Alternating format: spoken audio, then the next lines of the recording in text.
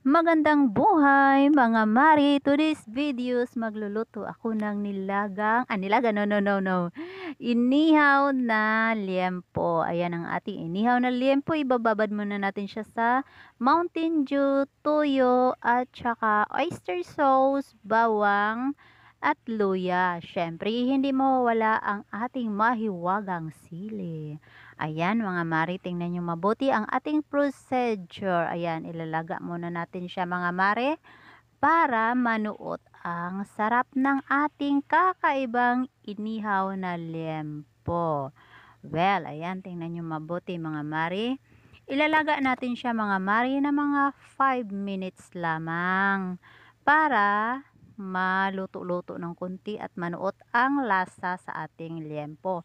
Ayan na mga mari, kulong-kulo na ang ating ah, liempo. Ayan, ayan, pwede na nga yan siya iulam mga mari, pero gusto kong ihawin. Kakaibang teknik ng pag-ihaw sa ating liempo. Syempre, papakita din ng ating kusinira na si Madam Rose. Ayan mga mari, magpapainit na tayo ng mahiwagang mantika at ilagay ang ating liempo. Ayan mga mari, ang ating liempo. Ang sarap-sarap na tingnan.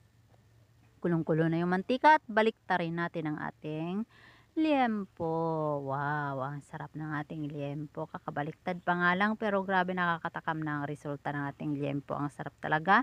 Namumula-mula na mga mari. Hindi ko na yan siya pinapahid-pahiran. Pwede nyo ring pahid-pahiran mga mari doon sa tira niyang sauce kanina. Pwede nyo ipahid dyan sa kanyang mga laman-laman ng ating liempo. Ayan, para magiging mula-mula. Pero hindi ko na pinahiran mga mari kasi nagmamadali ako at nagugutom na ako mga mari. Kaya na lang ang ginagawa ko mga mari.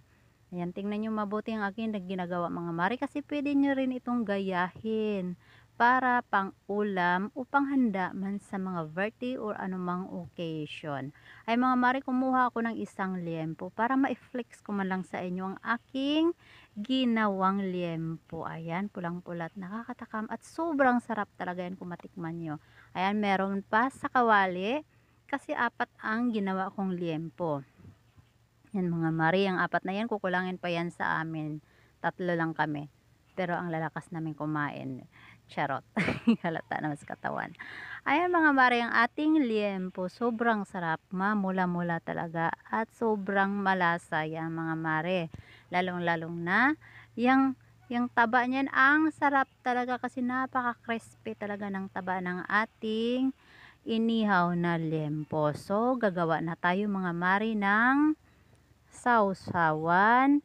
Ang ating sausawan mga mari ay yung tirang sauce kanina sa ating minamarinitan. Yun ang gagawin nating sausawan mga mari. So i-flex ko lang ulit. Ayan mga mari, titigan yung mabuti ang ating liempo. Ang sarap talaga mga mari. Ayan. Grabe, sobrang sarap talaga yan mga mari. Kahit hindi mo na isawsaw sa sausawan, masarap na talaga yan. Pero mas gusto kong mayroong sausawan. Kaya gumawa ako ng sausawan at eto na. Gagawin natin yung tirang sauce kanina at lagyan natin ng kunting harina para lumapot siya at mas masarap isawsaw ang ating inihaw na liempo. Ayan, mikos-mikos lang natin mga mare para maghalo at matunaw ang harina na ginilagay natin yan. Para maghalo din ang lasa. Ayan mga mare. Pag iyan ay kumukulo at lumapot na, ibig sabihin luto na ang ating lempo. Luto na ang ating sauce. Mga mare. Pagpatuloy lang natin ang ating pagmikos-mikos sa ating sauce para maghalo talaga ang lasa ng ating ginagawang sauce. Ayan mga mare. Pwede na rin yan pang sabaw sa ating mga kanin. Ayan na mga mare, flex ko na ang aking gawang liempo. Ayan, sarap niyan, sarap papakin, sarap iulam at sarap lalo na sa pampulutan. Ayan ang ating sausawan, the best talaga ating nagawa kanina nga sausawan mga mare. Kaya kailangang gumawa kayo at tikman nyo rin ang ganitong teknik ng inihaw. Ayan mga mare. Susubo ko na. Ayan na, isubo ko na sa aking bibig. Wow, sarap naman mga mare. Ang sarap niyan papakin kahit wala ng kanin mga mare, pinapapa ko na nga lang yan kasi gutom-gutom na ako at ang kanin hindi pa luto. At ayan na mga mare, papakin ko na rin yan, ay ilalamon ko pa yan. Sarap talaga ng ating gawang liempo. O wag na kayong magpatumpik-tumpik pa at kayo din ay gagawa at makatikim ng ganyang klaseng